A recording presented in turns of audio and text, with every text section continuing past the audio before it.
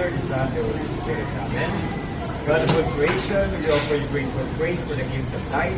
Hear the prayers of Kuya Ben, your servant, who will call today the day of his birth. And the dear and dear gifts of life and God, family and friends. Bless them with your presence and surround them with your love.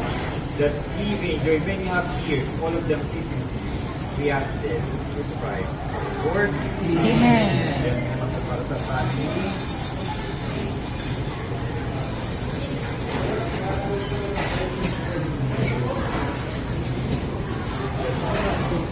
Ano na po? Bow your heads and pray for them. Kasama po ang blessing of God. We bless your name, O Lord, for sending your only correct Son to become part of the family, so that as he lives its life, you would experience the worries and its joys. We ask you, Lord, to protect and watch our brother's family, Ubas family, so that in the strength of your grace, its members may enjoy prosperity, what as the priceless gift of your peace, and as the church united the whole, bear witness in this world to your glory. We ask this through Christ our Lord. Amen. The Lord be with you. And also with you.